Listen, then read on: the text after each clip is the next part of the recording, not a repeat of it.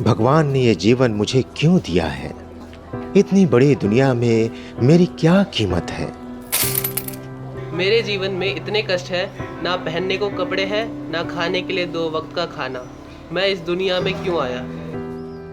रामचरण आते जाते लोगों से इसी तरह के सवाल पूछता रहता था कि आखिर उसका जन्म इस धरती पर हुआ ही क्यों है। रामचरण रोज की तरह भीख मांग रहा होता है।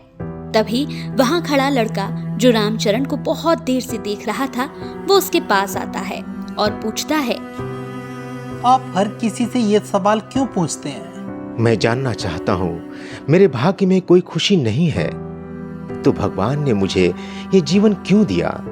मेरे पिताजी एक बहुत बड़े पंडित हैं। मैं आज ही अपने पिताजी से आपकी सवाल का जवाब पूछूंगा। लड़का अपने घर जाता है और अपने पिताजी को सारी बात बताता है।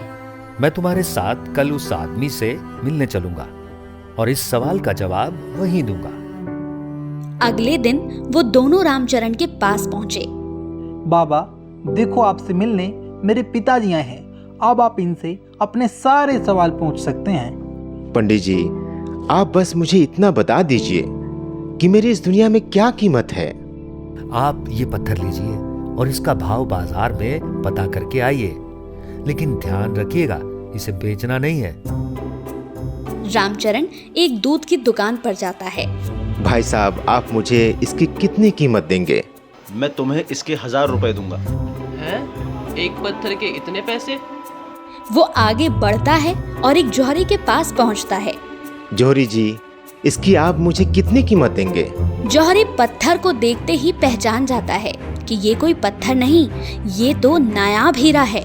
लेकिन रामचरण की हालत देख जौहरी बोलता है, मैं तो इसके 3000 रुपए दे सकता हूँ। रामचरण जाने लगता है। अरे भैया रुको तो सही, 10,000 रुपए ले लो, लेकिन ये पत्थर मुझे दे दो। जौहरी उस पत्थर को लेने के लिए पैसे बढ़ाता गया, लेकिन रामचरण ने पत्थर नहीं बेचा और वापस पंडित जी के पास पहुंचा और सारा किस्सा उन्हें बताया। जब इस पत्थर की दुनिया में इतनी कीमत है तो तुम्हारी कितनी होगी? हीरे को कोई दूसरा तराशता है और चमक लाता है, लेकिन मनुष्य को तो खुद अपने आप को तराशना होता है।